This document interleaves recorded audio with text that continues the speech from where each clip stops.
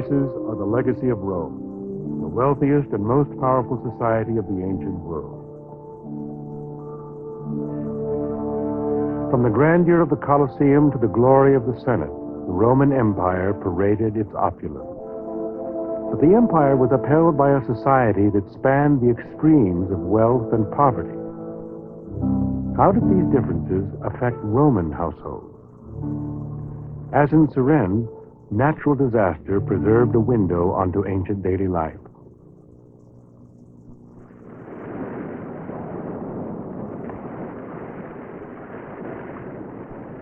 Mount Vesuvius looms over the Bay of Naples, a constant threat to those who live around it.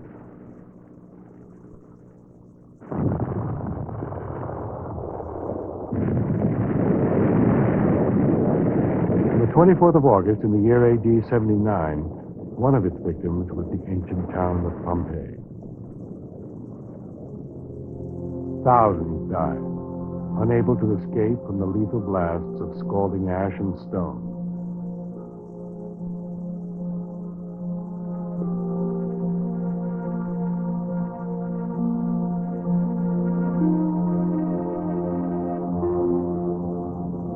For 1,500 years, Pompeii lay buried.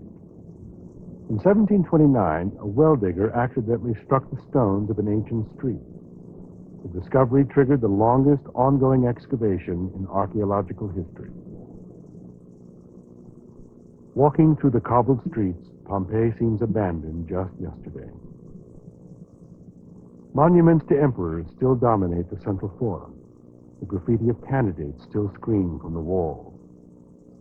Like Cyrene in El Salvador, Pompeii preserved a snapshot of daily life. Roman scholar Andrew Wallace Hadrill. I'm interested in ways of recapturing a picture of Roman society as a whole. We've got great written sources for the Romans, but with them there's always this suspicion that they represent the viewpoint of a thin upper crust. The great thing about Pompeii is that archaeologically it preserves the full social spectrum from rich to poor. If you look at a standard plan of any part of Pompeii, what you see is an extraordinary jumble of lines. And it's not until you start measuring and analyzing that a pattern emerges. What I've done is to group the houses according to size, from largest to smallest. What comes out is a jigsaw of tiny shops right next door to enormous mansions.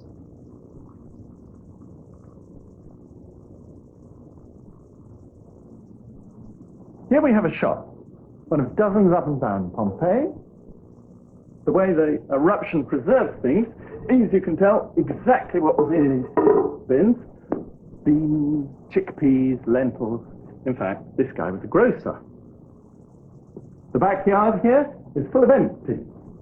Amphorae, which contained wine, olive oil, and garum, the unspeakable fish sauce which they smothered their food with.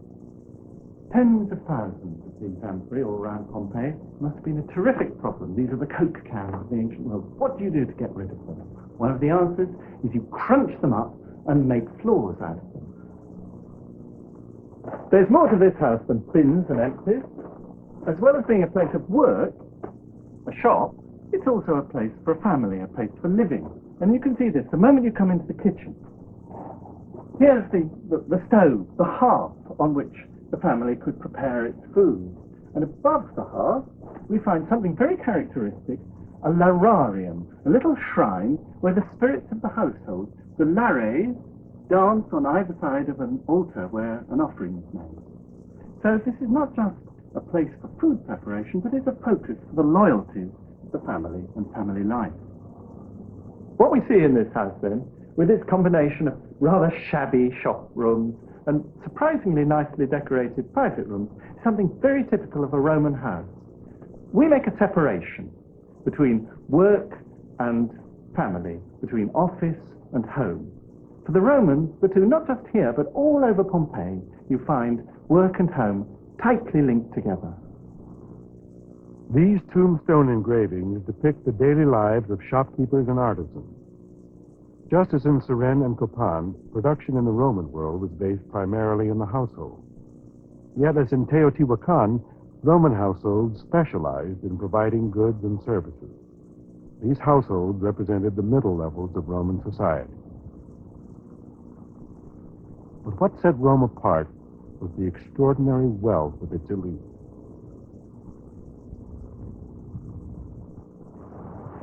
What we have here is a really magnificent house, built in a prime position over the city walls, looking out over the Bay of Naples, and built on 3 levels, almost tumbling over the walls.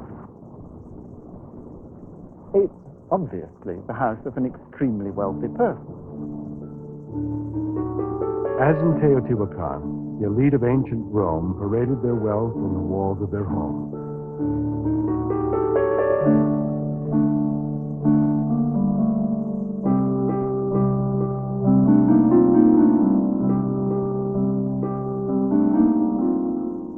Framed by this sort of confectionery of columns, you have a great panel picture of 3 gods, suitable company for the great master.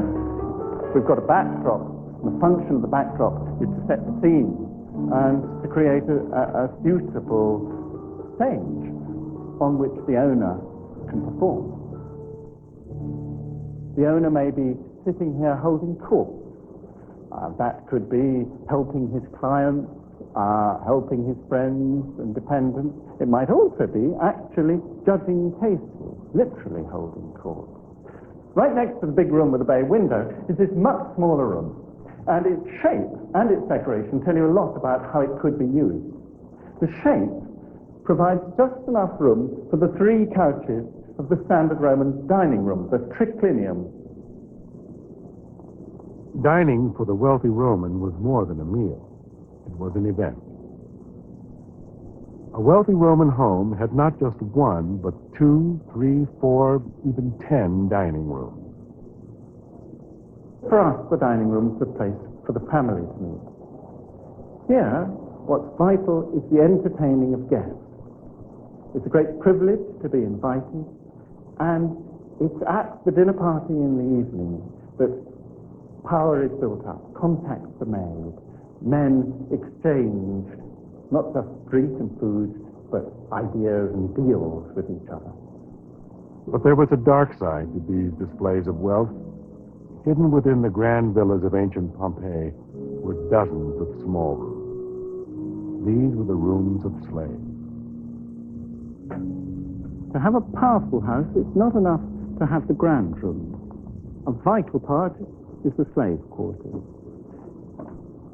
And it's almost as important to have those cramped and bustling quarters behind scenes as the grand rooms in front.